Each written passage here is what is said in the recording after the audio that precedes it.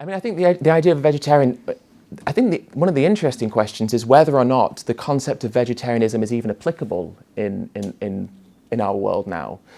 And the reason I say that is because the basic principle of vegetarian is that, we shouldn't kill animals. That's why vegetarians don't eat meat, right? So the opposition is to the killing of animals. But as soon as we establish that all dairy cows and all egg-laying hens are killed in slaughterhouses in the exact same way, then what's a vegetarian? Because if we're against the killing of animals, but we still consume animal products that come from animals who are going to be killed in slaughterhouses as a consequence of being bred into an industry where that's the end result, and by us buying those products, we are fulfilling that industry and its continuation, then we're still paying for the thing that we say that we're against. And that is a contradiction. Of course, it's the very definition of a contradiction. So I think that the question that I'm interested in is whether or not vegetarianism as a concept creates sort of a compromise in people's minds where they can say that they're doing something and as a result convince themselves they don't need to take the next step. And the reason I say that is from personal experience.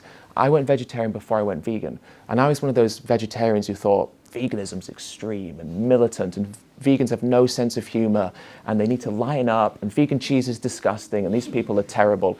And then all of a sudden, obviously I became one of these people.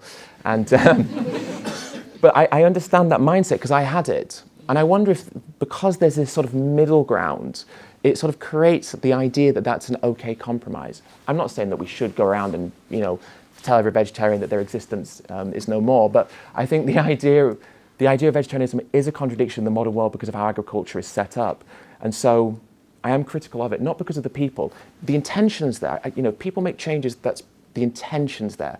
And if anyone ever says to me, Ed, I've gone vegetarian, Ed, I've cut out red meat, Ed, I'm reducing, the first thing I say to them is, amazing. I'm so happy to hear that. Can I ask why? Because whatever the why is, should lead them to veganism anyway. But, it's not about saying that someone isn't doing good enough, so therefore let's shame them. No. Support everyone with every decision they make. But obviously we know that the end goal should be veganism, and it's our job to keep nurturing people in that direction. Yes, and you speak about the importance of validating people in the book, which I thought was really powerful. Thank you.